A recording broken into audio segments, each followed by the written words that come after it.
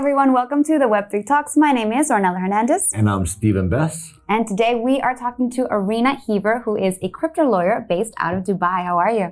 I'm very good. Thank you for having me, guys. So first question, because you're wearing an orange blazer, BTC or ETH? What's your preference? Bitcoin, of course. I'm a Bitcoin maxi. And, okay, that's what I thought. I can't, of course, it goes without saying. Okay, what about you, Steven? BTC or ETH? I've been told BTC. I'm not quite the expert, but that's the one that I have, and that's the one that I'll go with. Okay. As Michael Saylor says, people who don't save their excess earnings in Bitcoin and they keep it in fiat, there's a name for them. He calls them poor. Oh. And I don't like being poor. So that is why it's BTC all the way. So buy more Bitcoin, basically. Sure. Stacking sats, that's what you should be number one priority in life. Okay. Maybe number two. Number two. We should put a disclaimer that we don't offer financial advice. Yes, no, we do not. No, Irina, as a lawyer, I want to get to know what your day-to-day looks like. Waking up in panic, panicking all day long, calling clients who are panicking, and then going to bed with anxiety and panic. Of course, I'm joking. But working in crypto is never a boring day. Yeah. Definitely never have a boring day. My entire team are on their toes, myself. We have to be on our toes because crypto laws are changing literally every minute, and my firm practices across 60 jurisdictions. Wow. We deal with 60 different regulators and hundreds of registrars when we're establishing legal entities. Is this mostly in the Middle East and Europe, or which jurisdictions do you work in the most? Basically any jurisdiction that is crypto friendly. So for example, when we're establishing DAO legal wrappers, we go for any jurisdiction that will have us, or a jurisdiction that will be friendly for that particular purpose. So no, absolutely no limit as to geography. The limit is only how friendly is that jurisdiction towards my client's needs and purposes. So all the way from Panama to Singapore. So absolutely, we don't have prejudices against certain country or certain jurisdiction as long as they're friendly for our needs and purposes, and the client can meet their requirements. So going back to the day of a crypto lawyer, because crypto laws changing so quickly, and there's so many jurisdictions that we deal with, we have to be on our toes all the time. We're picking up the phone, talking directly to financial regulators. We're trying to calm a client down. If there is an issue, we are quite often relocating the clients from a jurisdiction that was friendly 5 minutes ago. Now it's not friendly anymore, so we have to literally pick up and go. And we've done that I don't know how many times. Remember when Malta in 2018 announced themselves to be a blockchain island? Right. Hundreds of companies set up there, and then literally 5 minutes later they're all calling up and saying, move us to the Middle East, move us to the UAE right now, pronto, ASAP, we need it now. So we've moved a lot of these projects here, and at some point it was very easy to get banking for crypto companies in the US. So a lot of our clients set up SPVs there. Not anymore. So when the current US regime declared a war against crypto companies, we had to pack them up and move them elsewhere. It's quite common in emerging industry because there's still countries and jurisdictions are still finding their place in so it's definitely not boring. So all the lawyers out there, I really encourage you to consider a career in crypto law.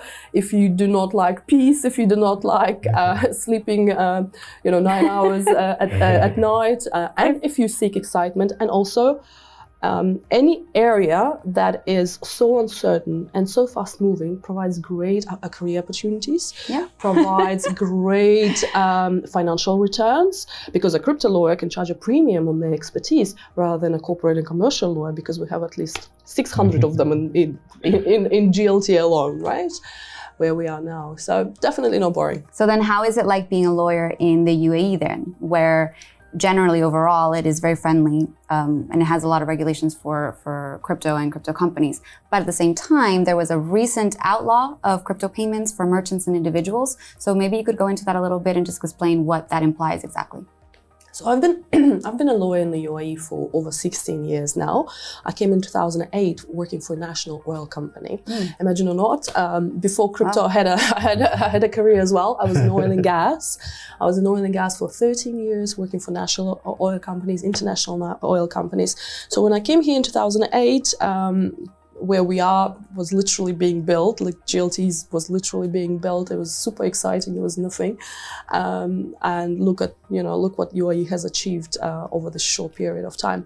So I was working for national oil companies, international oil companies, negotiating deals between governments, all in oil and gas. I did a huge joint venture with Mubadala. It's sovereign wealth fund. It was $11.5 billion job that we did in Central Asia, developing oil and gas fields. So definitely not boring being a lawyer in this part of the world, because it's growing so fast, it's developing so fast, things happen so fast. I mean, Australia, where I'm from, if you want to pass a legislation, Parliament will be discussing it for, 15 years till you die of old age. Here, things happen a bit too fast, maybe. And that's why sometimes there might be something, a regulation implemented, and then maybe the consequences are not thoroughly considered. And this is what I'm hoping has happened with the payment token services regulation that has recently been implemented by the UAE Central Bank. So first of all, what is UAE Central Bank? It's a financial regulator. It's a federal financial regulator in the UAE. We have two federal financial regulators, Central Bank and Emirates and Security and Commodity Authority, SEC. Right. You have SEC in the US, we have ESCA in the UAE. So Central Bank regulate banking and insurance industry. So if you want to open a bank in the UAE, you go and get a license from the UAE Central Bank. Or if you're pretending to be a bank without a license, Central Bank will come to you and ask, what is going on? Because you're not supposed to be conducting banking services without a license. Central Bank also establishes monetary policy, and they are in charge of UAE dirham, right? So they issued payment token services regulation, which is all fine. Basically, it is a stablecoin regulation, regulating that stable coins are to be licensed in the UAE, that we do not have another situation like Luna. Remember when we had a $60 billion wiped out of the industry? $60 billion. That was really a huge blow to the industry. Is it good to have stablecoin regulation? Yes. Europe has just implemented one called Mika. Singapore is working on one, or maybe implemented already. Hong Kong is working on one. It's absolutely fine to have a stablecoin regulation, because if you tell me, here's my coin, and it's pegged to US dollar 1-to-1, you hold my coin, and it will always be $1, you have to be regulated, because you're really acting as a bank, right? Because you're holding US dollars in exchange for this token on blockchain. Really close to banking sort of sector. So this has to do with the UAE stablecoin. So, but the regulations that got passed, they talk about regulating foreign stablecoins. So for example, USDT, USDC, and issuing a local dirham-backed stablecoin. So far, so good. But no that issues. hasn't been, that doesn't exist yet. Yeah, there isn't one, because the regulations just got implemented 2 weeks ago, right? There isn't one yet. I'm sure some very intelligent people are working on that now. So far, so good. The only thing I have an issue with, and I had to cause a little bit of media noise around it, because I'm one of those lawyers who actually read the regulations in its entirety, not just the press release about the regulation and get like, oh, we have stablecoin regulations, that's amazing. No, I will actually read it. And so there's one particular clause that has caused a lot of concern for me personally and the entire industry, is that no merchant and no person can accept virtual assets for their goods and services in the UAE in the course of business. So for example, you're an accountant sitting here in Dubai, a foreign crypto company who has no bank account, because don't forget, very few crypto companies actually have bank accounts, or Web3 companies, because we're in the crypto economy, right? I'm outside of the banking sector. I'm my own bank. Thank you very much. I can send you $1 million worth of Bitcoin right now, and we don't have an intermediary. That's how God himself, Satoshi Nakamoto, intended, right? So, back to the regulation. So, you cannot accept virtual assets for your goods and services unless that virtual asset is a regulated dirham payment token. Okay. We don't have one yet. Right. However, there is a 12 months pause on this clause, and this clause will come into force in 12 months' time. By then we should have one, I suppose. Another exception in that clause is you can accept regulated foreign stablecoins, let's say USDC, USDT, or any other stablecoin that gets regulated here in exchange for the other virtual assets. Let's say you have an NFT marketplace. You're selling an NFT, which is a virtual asset, so you can sell it for a regulated stablecoin, whichever it becomes within the 12 months. So what are the implications? There's no implications for you if you're just buying Ethereum, holding it on your wallet and minding your own business. There's no implications for you. Implications for you if you are running, let's say, an NFT marketplace, and within the UAE, you cannot sell those NFTs anymore. Sorry, in 12 months' time, you won't be able to sell these NFTs unless that stablecoin that you're selling it for is a regulated stablecoin. Let's say USDT and USDC decide not to get regulated in the UAE, right? What are your options? What are other stablecoins are there? There's maybe 300 different stablecoins, but is there any liquidity? No, not that much. I've also heard that Turkey has completely banned and outlawed crypto all around. Yes, and that's a good example of a country with a struggling currency trying to maintain control over their currency.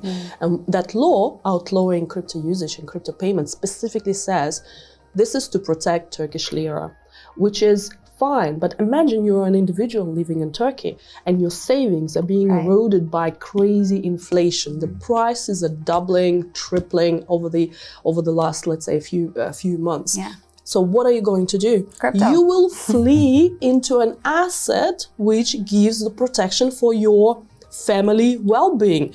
Can be USDT, can be Bitcoin, can be Ethereum, can be dollars, can be euros for those who are not crypto savvy.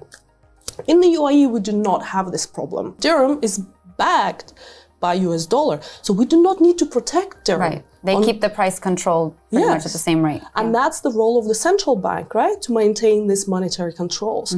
And what is beautiful about the UAE, you can come in here, you can bring your capital, you can do business, you can make money, and then you can take it back to your country and purchase a house. Try getting money out of Turkey. Good luck to you. Try getting money out of Russia. Try getting money out of India. Try getting money out of any other country in the world which is so protectionist against their for their currency. You can't do that. And you know what? Entrepreneurs don't go to these countries. When was the last time you heard the largest AI company or Web3 company is opening an office in Russia? Never. Why? Because good luck getting out of there. When have you heard of a large conglomerate opening, with all my love for the Indian culture and people, when have you heard of a huge Bybit moving to India or Binance moving to India? You don't hear these things. They're moving to the UAE. Why? Right. Because of the leadership of the UAE have very wise economic policies, have very wise entrepreneurship policies supporting entrepreneurship. You come here, you make money, you can take this money back, buy a villa in Italy and live your life, right? So does UAE dirham need protectionist policies? I don't know, I don't work for the central bank, but in my mind, UAE needs more open economic policies to increase foreign direct investments, to increase jobs, to increase more entrepreneurs moving to the UAE. Do you know how many jobs are being created by SMEs? more than 85% of the jobs in the entire UAE are created by entrepreneurs like yourself, like myself. SMEs create all the jobs. We're the bloodline of the economy, not because, I'm so arrogant or anything. That is the fact. 85% of the jobs are created by entrepreneurs. If you tell an entrepreneur that he or she cannot contract in a currency that is convenient for them because it is commercially convenient, what's next? So what's going to happen to your baker friend? My baker friend is such a Bitcoin maxi. Yeah. He will be doing it despite any prohibition. Not because he has no respect for the law. It's because he has too much love for Bitcoin, I guess. So how did your love for Bitcoin come about in the first place? Or for crypto in general? Bitcoin. It started with Bitcoin. I was born in a country that collapsed. My parents were engineers in Soviet Union.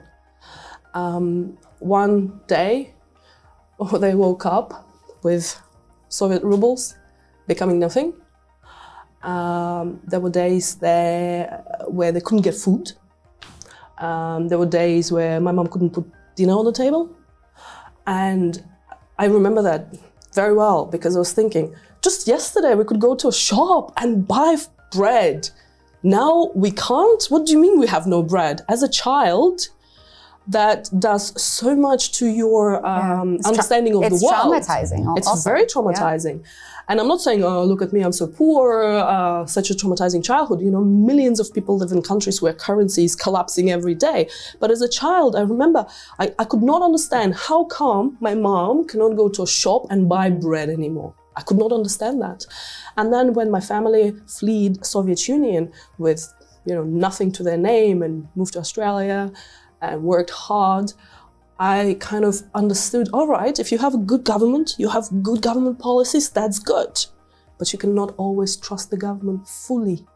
That's why when I discovered Bitcoin in 2011, early then. I was so curious because I wanted to understand, what does that mean, having peer-to-peer money with no government involved, with no intermediary involved, with no bank involved. I was so curious to understand. So my first degree is economics. And when I learned more about Bitcoin, I was like, this will not work. This will not work because this is everything that they told us at school it's exactly the opposite of what they taught us in school. And being a lawyer, I thought no government will allow for Bitcoin to exist. I was very wrong. Yeah. What changed your mind? I did not understand the power of the network. Bitcoin network is so big and so powerful, no government can shut it down. No government can stop it. I can send you as much Bitcoin as I have right now, and no government is here to tell me that I cannot do that. And that's how, when you went through a traumatic event where you couldn't understand why the government literally took away everything your family had, you start thinking about, I should have a plan B. Yeah. I love my government, I trust my government, but I have a plan B. Right. Thank you very much. Okay. And so what would you like to see more of in this industry or less of even as a lawyer? Like what are your clients maybe worried about the most? Scams and frauds. Oh my God, this needs to be serious work put into weeding the bad apples from the industry. Dubai is such a prosperous place and it attracts a lot of really good players that are trying to do good, creating jobs, supporting the economy, but unfortunately it also attracts a lot of bad players and who we need to get rid of. How do we do that? Having good stablecoin regulations is fantastic because we want to have good stable coins. Regulated, fully backed by fiat, it's fantastic. But outlawing crypto payments that may impede business transactions. Not only that, also the standing of the UAE as the Web3 hub internationally. Yeah. Some people are calling it the next Silicon Valley. Absolutely, and I would absolutely agree with them. I'm really looking forward to clarifications from the central bank that this clause applies, let's say, only to retail sales, which is absolutely fine. We don't want a grandma to get scammed when she goes to buy groceries, which is absolutely fine. Or let's say this clause does not apply to international transactions, which is fine. So you can still receive USDT from your client in Panama who has absolutely no other means in transacting here, which is absolutely fine. But there needs to be clarification. There must be clarification. There's another thing I want to mention. Crypto payments, all fine and good. Think about AI. An AI agent providing services to another AI agent. How are they going to pay each other? By bank transfer? By CBDC transfer? No, they'll pay each other in sats. They'll pay each other in units of Ethereum. What is the smallest unit of Ethereum? I think it's Wei. They pay each other in ways. Right. Will they pay each other in bank transfers and CBDCs? No. Absolutely not. And UAE is currently looking to develop the largest AI hub in the region and maybe even globally. And I truly believe they have everything you need in order to do that. Willing government, supportive government. So why ban the technology that AI will be using literally in a very short period of time? Yeah. Why prohibit it? Very, very interesting. Actually, I wanted to ask about advice for regulators. More so than anything, because you obviously deal with regulators from about 60 different countries, and you deal with making sure that your clients are compliant with those regulators. As we see that, if you open it too much, you allow a lot of room for the problematic players. If you close it too much, you stifle growth in the space. Do you always have the right answer, or do you sort of just watch and see what happens when it comes to regulators making policies? A lot of the regulators are my clients, so they pay me for my advice. For those. So this is you that actually did this new outlaw. God forbid, absolutely not. Central bank is not my client. Okay. Unfortunately. I would love to. Call me, I'm free. So the advice for the regulators is consider the larger picture. Always consider the larger picture, because it's absolutely could be okay and well to do something in the short term, but then what are the implications? But also learn from the mistakes of other jurisdictions. How many times has China banned Bitcoin? How many times? Dozens of times. Dozens of times. Yeah. Have they succeeded? No. Absolutely not. So why do something which was a complete failure elsewhere? Question. Another question, look at Malta. How many millions of euros they spend in making themselves a blockchain island? Have they succeeded? No. It's a gambling island, I think. Well, it's a gambling island. They've been a European gambling island, but they wanted to rebrand themselves as a blockchain island. Maybe they didn't have the best branding experts. But learn what mistakes Malta did, for example, and let's not do that. Good idea. Look at Gary Gensler, our favorite central banker in the world. Look what he's doing. Probably don't do that. So learn from the mistakes of other jurisdictions, because that would speak louder than successes, because you do not really know where success came from. But the mistakes are a little bit too obvious. And of course, it's very easy for us to sit here and teach the regulators how to do what. But if you're a regulator, put yourself in the regulator's, in my defense for the regulators, put yourself in the regulator's shoes. Whenever they do something, they get criticized. If they don't do something, they get criticized. If they try to do something good, like passing stablecoin regulation, which is good, then they'll get somebody like me who criticizes one tiny clause, not criticizing, but asking for clarification to see what are the implications for the industry. So I feel really bad for the regulators. Like, I would not want to be in their shoes, because there'll be somebody who's always saying, oh, you should have done this, you should have done that. So being a regulator is a very, very tough job, for sure. I wouldn't want to be in their shoes, but they're in their shoes. So learning from the mistakes of other regulators is probably one of the loudest learning lessons you could receive. Okay, good advice. And thank you for all those clarifications, Irina. Last question, what is the best way for our viewers to get in touch with you, to reach out, or use your services?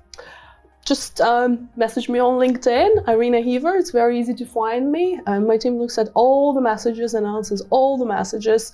Be careful with Instagram and Twitter. There's about 600 Irina Heavers on Twitter and about 500 Irina Heavers on Instagram. Okay. None of them are me. They are scammers trying to scam people for money, pretending to be me. My mom gets 20 messages a day asking for 1 Bitcoin from a fake Irina Heaver account, which is really disturbing. She's an old lady. Every time she gets really scared. So be careful online with the scammers and impersonators. Not just me, but everyone in the industry. Be very careful. Yeah, definitely. Okay, so LinkedIn is the best way. LinkedIn is the best way. Irina Heaver. Okay. Sure. Awesome, everyone. Thank you for tuning in to the Web3 Talks. Reach out to Irina if you have any questions, and also make sure to check out other episodes of the Web3 Talks and the Mina Surge podcast. See you guys later.